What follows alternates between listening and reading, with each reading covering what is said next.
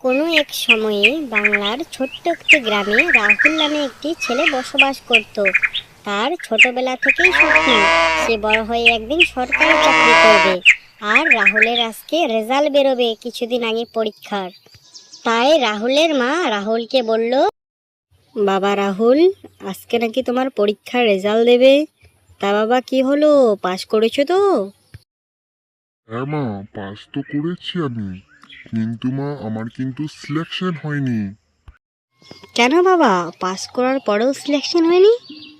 তুমি জানো না মা, এখন চাকরি করতে গেলে পরীক্ষায় পাস করতে হয় না।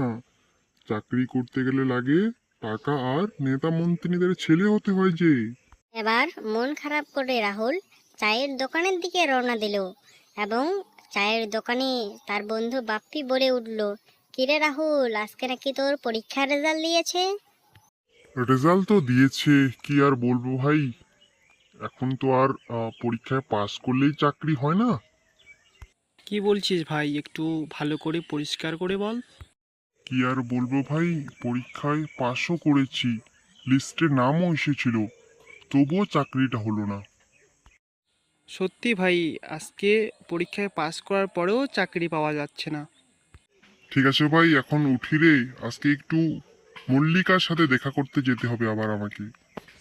কি হলো রাহুল? তোর খবর কি? চাকরিটা হয়েছে তো এবার? না, এবারও চাকরিটা আর হলো না। পাস করলাম, তারপরেও চাকরিটা হলো না। বুঝতে পারলাম। ঠিক আছে রাহুল, কি করার আছে আর বলো। আমার তো বাড়ি থেকেও আমার বিয়ের জন্য কথাবার্তা চলছে। বাবা একটা নতুন পাত্র নিয়ে আসছে। ছেলেটা নাকি আমেরিকাতে কাজ করে, তার সাথেই বিয়ে করে নেবো ভাবছি।